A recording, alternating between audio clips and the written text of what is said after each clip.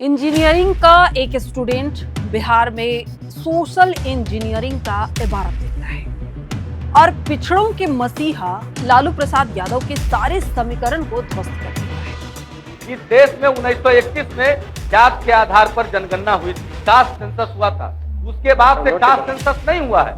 आज हर जाति दावा करती है कि मेरी आबादी इतनी है, मेरा ये इतना प्रतिशत है। इसलिए एक बार इस देश में जाति के आधार पर जनगणना हो जानी चाहिए और जात के आधार पर जनगणना करने के पश्चात जितनी भी जातियां इस देश में बसती है सबको आबादी के हिसाब से आरक्षण दे दिया जाना चाहिए। किसी को कोई शिकायत नहीं रहेगी और यह आरक्षण हो जाएगा। किसी का न कोई हक छीनने वाला होगा, न किसी को आत्मदाह करने की नौबत आएगी। फिरौती, जातीय संघर्ष टुकड़ों में बटे समाज को ऐसा मरहम देता है कि बिहार में विकास की भूख जग जाती है।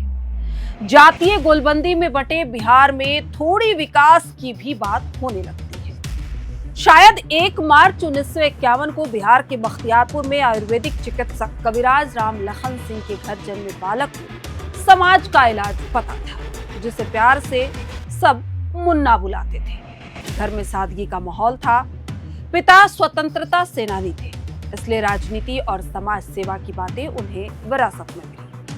बिहार कॉलेज ऑफ इंजीनियरिंग, जो अब NIT पटना है, उससे इलेक्ट्रिक इंजीनियरिंग की पढ़ाई की। लेकिन उस युवक का मन बिजली के तारों में नहीं बल्कि समाज की उलझनों को सुलझाने में था। 1974 का वक्त था। जयप्रकाश नारायण के नेतृत्व में संपूर्ण क्रांति का नारा बुलंद हो रहा था। वो मुन्ना इसी आंदोलन में कूद पड़ा और यहीं से उसके राजनीतिक जीवन की नींव पड़ी। जी हाँ, वो युवक कोई और नहीं बल्कि नीतीश कुमार थे।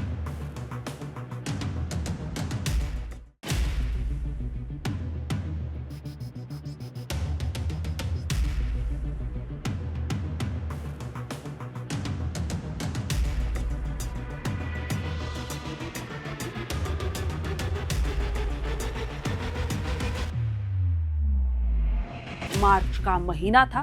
पटना की सड़कों पर हजारों छात्र विधानसभा का घेराव करने निकले थे। पुलिस ने चारों तरफ से घेराबंदी कर रखी थी। अचानक हवा में आंसू गैस के गोले फटने लगे और लाठियों की बरसात शुरू हो गई। उस भीड़ में नीतीश कुमार सबसे आगे थे। कई साथी डर के पीछे हट गए, लेकिन नीतीश कुमार डटे रहे। उनके चश्मे पर धूल जमी थी, लेकिन नजरें साफ थी। मंजिल थी भ्रष्टाचार मुक्त बिहार। आंदोलन के दौरान नीतीश को गिरफ्तार कर लिया गया। उन्हें बक्सर जेल और फिर बांकीपुर जेल भेजा गया। वहां बिजली नहीं थी, खाना बेसवाद था, लेकिन उस अंधेरी कोठरी में नीतीश ने अपनी राजनीति की लाइट जला दी थी। नीतीश के राजनीतिक सफर के साथी थे लालू प्रसाद यादव। आज भले ही दोनों अलग अलग ध्रुव हों, लेकिन 1974 में ये शोले के जय और वीरू की तरह थे। लालू यादव छात्र संघ के अध्यक्ष थे और अपनी कड़क आवाज में भाषण देते थे। नीतीश कुमार पर्दे के पीछे की रणनीति बनाते थे। मजेदार बात तो ये है कि लोग कहते थे कि लालू अगर आवाज थे तो नीतीश उस आवाज के पीछे का दिमाग थे, मतलब शब्द नीतीश कुमार के थे। दोनों मिलकर जेपी यानी जयप्रकाश नारायण के दाहिने और बाएं हाथ बन गए थे। 1974 के उस आंदोलन ने नीतीश को एक मुलायम इंजीनियर से एक सख्त राजनेता बना दिया। जब 1975 में इमरजेंसी लगी तो नीतीश अंडरग्राउंड हो गए। वो भेष बदलकर एक शहर से दूसरे शहर जाते, गुप्त संदेश पहुंचाते। पुलिस उन्हें ढूंढती रह गई, लेकिन इलेक्ट्रिकल इंजीनियर ने पुलिस के नेटवर्क में ही सॉल्व सकते। नीतीश कुमार अब राजनीति में परिपक्व हो गए थे और इसी उत्साह के साथ उन्होंने चुनाव लड़ने का भी फैसला किया। लेकिन पहली बार उन्हें हार का सबक भी मिला। जी हाँ, आंदोलन के बाद 1977 में जब चुनाव हुआ तो इस लहर में नीतीश कुमार ने हरनौत विधानसभा से किस्मत आजमाया, लेकिन लहर के बावजूद नीतीश अपना पहला चुनाव हार गए, क्योंकि वो उत्साही चुनाव था। लोग हंस रहे थे, लेकिन नीतीश ने बड़ी शालीनता से मुस्कुराकर कहा, मैदान नहीं छोड़ूंगा। 1977 में जब देश भर में जनता पार्टी की लहर थी, उस दौर में नीतीश कुमार को हार का स्वाद चखना पड़ा था। जनता पार्टी का उम्मीदवार बनकर नीतीश कुमार ने हरनौत सीट से चुनाव लड़ा, वो एक ऐसा दौर था जब जनता के मन में कांग्रेस के खिलाफ गुस्सा था। कहा जाता है कि चुनाव में कांग्रेस उम्मीदवार के खिलाफ चुनाव लड़ो और जीत जाओ। ये कहावत कई मायने में सही भी थी। हरनौत सीट से कांग्रेस प्रत्याशी हार गए, लेकिन जीत नीतीश कुमार की भी नहीं हुई, बल्कि निर्दलीय उम्मीदवार भोला प्रसाद सिंह जीत गए। भले ही चुनाव में भोला प्रसाद सिंह ने नीतीश को हरा दिया था, लेकिन दोनों काफी करीबी थे। दोस्ती ऐसी थी कि जब नीतीश कुमार ने मंजू सिन्हा से शादी रचाई, तब जिस व्हाइट फेट कार में बैठकर दोनों आए थे, मतलब नीतीश कुमार और उनकी पत्नी, वो भोला प्रसाद की ही थी। इतना ही नहीं, खुद भोला प्रसाद ही गाड़ी भी चला रहे थे। दोस्त के हाथों मिली हार के बाद भी नीतीश कुमार का हौसला नहीं टूटा था। उन्होंने साल 1980 में फिर से चुनाव लड़ने का फैसला किया। एक बार उन्होंने अपनी किस्मत आजमाने की ठान ली। भले ही इस बार भोला प्रसाद खुद चुनाव नहीं लड़ रहे थे, लेकिन वो अपने दोस्त अरुण कुमार सिंह का साथ दे रहे थे। इस चुनाव में अरुण कुमार सिंह निर्दलीय चुनाव लड़ रहे थे, वहीं नीतीश कुमार जनता पार्टी की टिकट से चुनाव लड़ रहे थे। नतीजे सामने आने के बाद नीतीश कुमार को फिर हताशा हुई।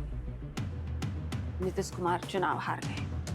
उन दिनों पटना का इंडिया कॉफी हाउस, जो महज एक कैंटीन नहीं था बल्कि लोकतंत्र का जीवंत प्रयोगशाला था, वहां पत्रकार, नेता और विचारक, राजनीतिज्ञ सब एक ही छत के नीचे बैठकर आपस में बातें करते थे। बहसें होती थी छोटी छोटी बातों पर, जैसे चाय के नुक्कड़ पे लोग बैठते हैं। उस मोड़ में नीतीश कुमार अक्सर एक शांत दर्शक की तरह मौजूद रहते थे। पत्रकार सुरेंद्र किशोर बताते हैं कि उनके साथ उनकी गहरी छंती थी।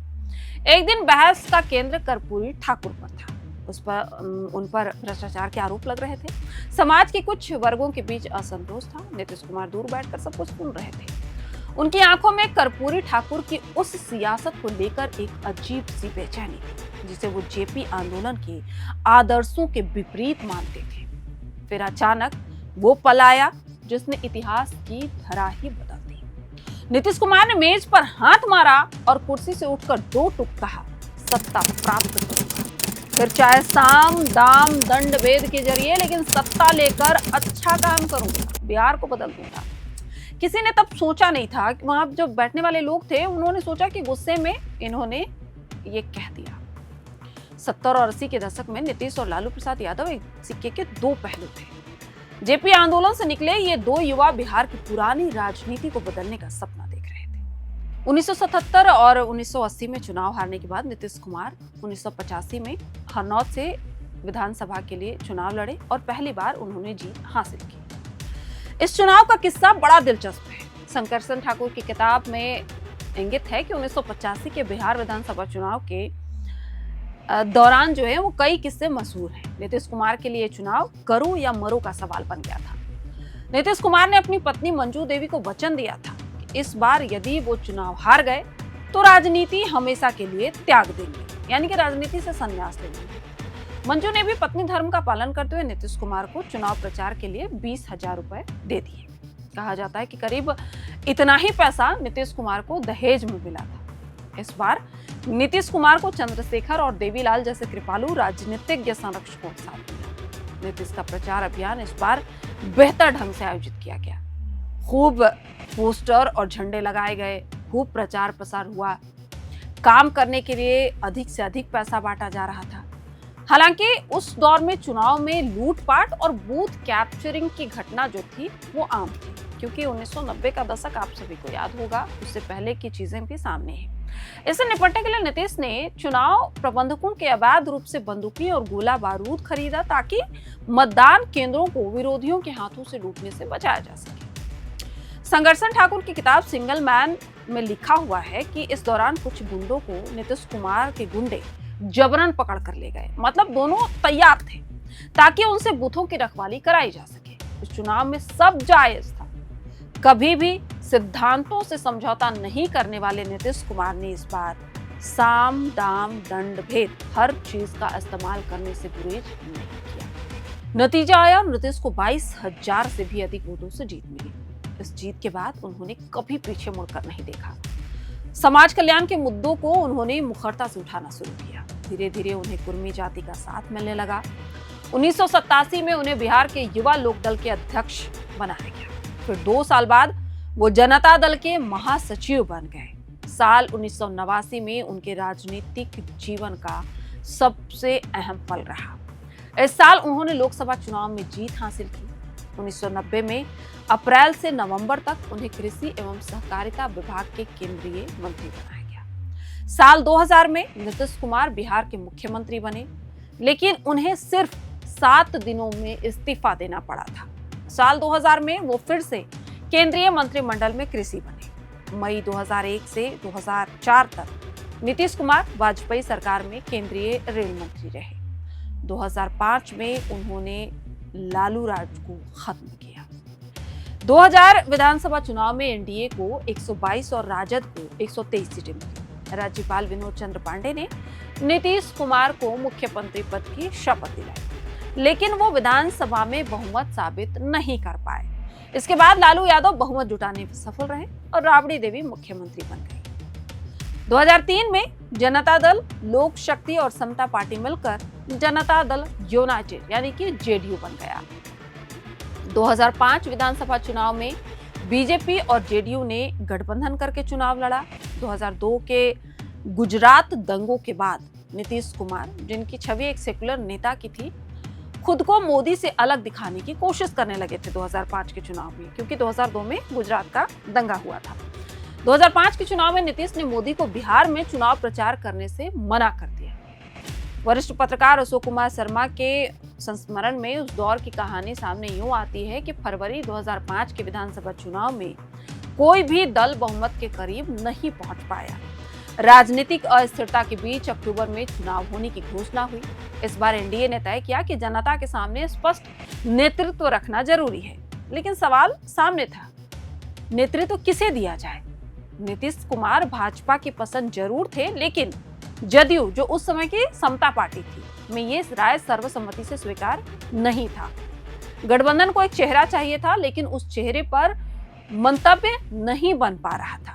इसी असमंजस के बीच मुजफ्फरपुर की एक सभा में लाल कृष्ण आडवाणी ने अचानक घोषणा कर दी कि एनडीए की ओर से नीतीश कुमार मुख्यमंत्री पद का चेहरा होंगे। ये घोषणा जितनी सहजता से भाजपा ने स्वीकार किया, उतनी ही तीखी प्रतिक्रिया जदयू में हुई।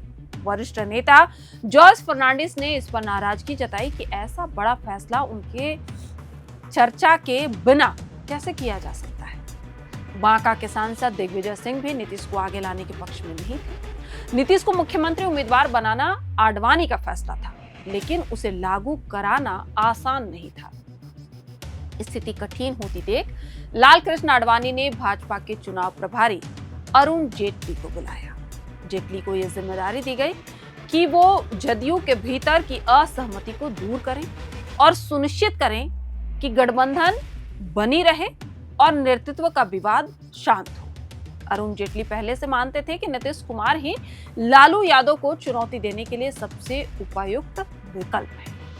बिहार की राजनीति की उस समय की सामाजिक संरचना और राजनीतिक माहौल में नीतीश कुमार ही वो चेहरा थे जो एनडीए को जीत दिला सकते थे। अरुण जेटली के साथ भाजपा में एक और रणनीतिकार प्रमोद महाजन को भी इस मिशन में शामिल किया गया। दोनों ने दिल्ली में बैठकर बातचीत की रणनीति बनाई और फिर जॉर्ज फर्नांडिस से मुलाकात करते हैं। ये मुलाकात आसान नहीं था। जॉर्ज एक गहरे राजनीतिक अनुभव वाले नेता थे और अपनी राय पर एकदम कायम रहते थे, अडिग रहते थे। जेटली ने उनकी आपत्तियां सुनी, फिर शांत तर्कपूर्ण तरीके से अपनी पूरी बात रखी। उन्होंने बताया कि कैसे लगातार 3 चुनाव जीत चुके लालू यादव को हराने के लिए ऐसा नेतृत्व चाहिए जो प्रदेश की सामाजिक संरचना में व्यापक स्वीकार्यता रखता हो। धीरे धीरे जॉर्ज फर्नांडिस का रुख नरम हो गया। उसके बाद दिग्विजय सिंह को भी समझा बुझाकर सहमति दिलाई गई। इसी प्रक्रिया ने नीतीश कुमार की राह से सबसे बड़ा अवरोध हटा दिया। सभी पक्ष एकमत हो गए। तब एनडीए पूरी ताकत से चुनाव में उतर पाया। अक्टूबर 2005 के चुनाव में नीतीश कुमार को मुख्यमंत्री पद के उम्मीदवार के रूप में पेश किया गया। इस निर्णय का असर चुनाव परिणामों में साफ दिखा। एनडीए को स्पष्ट बहुमत मिला। और बिहार की राजनीति का नया अध्याय शुरू हो गया। नीतीश कुमार पहली बार मुख्यमंत्री बने और वर्षों से चली आ रही लालू राबड़ी शासन की सत्ता समाप्त हो गई। जंगल राज समाप्ति की ओर चल पड़ा। ये वो मोड़ था जिसने बिहार की राजनीति के समीकरण बदल कर रख दिए। 2009 में लुधियाना में एक रैली के दौरान जब मोदी ने नीतीश का हाथ ऊपर उठाया तो नीतीश काफी असहज हो गए, यूं कहें कि तिलमिला गए। 2013 में जब बीजेपी ने नरेंद्र मोदी को पीएम कैंडिडेट घोषित किया तो नीतीश ने बीजेपी के साथ अपना 17 साल पुराना गठबंधन तोड़ दिया और अकेले चुनाव लड़ने का फैसला किया। 2015 के चुनाव में मोदी के प्रधानमंत्री बनने के बाद नीतीश ने अपने पुराने विरोधी लालू प्रसाद यादव के साथ हाथ मिला लिया। जेडीयू और आरजेडी ने मिलकर चुनाव जीता। नीतीश कुमार फिर मुख्यमंत्री बने और तेजस्वी यादव डिप्टी सीएम बन गए। 2017 में जब तेजस्वी यादव पर भ्रष्टाचार का आरोप लगने लगा, इसके बाद नीतीश ने उनसे इस्तीफा ले लिया। इस्तीफा ना मिलने पर नीतीश ने खुद इस्तीफा दे दिया और फिर बीजेपी के साथ जाकर सरकार बना ली। इस पर लालू यादव ने तंज कसते हुए कहा था कि नीतीश के पेट में दांत है। 2020 में चुनाव में नीतीश ने बीजेपी के साथ चुनाव लड़ा और मुख्यमंत्री बने। 2022 में national register of citizen NRC और अन्य मुद्दों पर विवाद के बाद नीतीश ने बीजेपी से अलग होने का फैसला किया और बीजेपी के साथ छोड़ दिया और आरजेडी के साथ जाकर सरकार बना ली। यानी तीसरी बार सरकार पलटी, ये दूसरे के साथ सरकार बनाई। 2024 के लोकसभा चुनाव से पहले नीतीश कुमार एक बार फिर बीजेपी के साथ चले गए और उन्होंने कहा कि वो अब हमेशा साथ रहेंगे। शपथ का रिकॉर्ड रहा है नीतीश कुमार का। नीतीश कुमार अब तक 4 बार पाला बदल चुके हैं, इसलिए उन्हें पलटू मार भी कहा जाता है, पलटू चाचा कहते हैं लोग। और रिकॉर्ड 10 बार मुख्यमंत्री भी बनने का रिकॉर्ड नीतीश कुमार ने कायम किया है। 2025 में भी नीतीश कुमार ने भारी जीत हासिल की, एक बार फिर से सत्ता पे काबिज हुए, मुख्यमंत्री की कुर्सी पर काबिज हुए। लेकिन 105 दिनों के बाद उन्होंने ये फैसला लिया कि अब उन्हें चारों सदनों में जाना चाहिए। उनका सपना था, जैसा उन्होंने सोशल मीडिया में बयान दिया है, ट्विटर पर पोस्ट करके। उन्होंने राज्यसभा जाने का फैसला किया और उन्होंने बिहार की मुख्यमंत्री की कुर्सी छोड़ने का फैसला किया। यानी कि जो शख्स जिनके सफर के बारे में मैंने आपको बताया कि किस तरह से वो 2 दशक तक बिहार में मुख्यमंत्री रहे, इसके बाद उन्होंने ये 2025 का जो टर्म था इसमें 105 दिनों तक मुख्यमंत्री का कार्यकाल संभालने के बाद ये फैसला लिया कि अब वो राज्यसभा जाएंगे। मुख्यमंत्री की कुर्सी उन्होंने खाली कर दी है और अपने जेडीयू की जो विरासत है वो अपने बेटे निशांत को सौंप रहे हैं। हालांकि नीतीश कुमार हमेशा ही वंशवाद के खिलाफ रहे हैं, लेकिन इसके बावजूद उन्होंने निशांत को आगे कर दिया है। तो ऐसे में ये नीतीश का पूरा राजनीतिक सफर रहा जिससे मैंने आपको रूबरू कराया। आने वाले दिनों में जेडीयू की स्थिति क्या होती है, क्या बिहार में जेडीयू के रूप में निशांत को बिहार की जनता एक्सेप्ट करती है, ये तो आने वाला वक्त ही बताएगा। तमाम तरह के अपडेट्स और ये कहानी, नीतीश के राजनीतिक सफर की कहानी आपको कैसी लगी हमें कमेंट करके जरूर बताइएगा। तब तक के लिए आप सभी का बहुत बहुत शुक्रिया।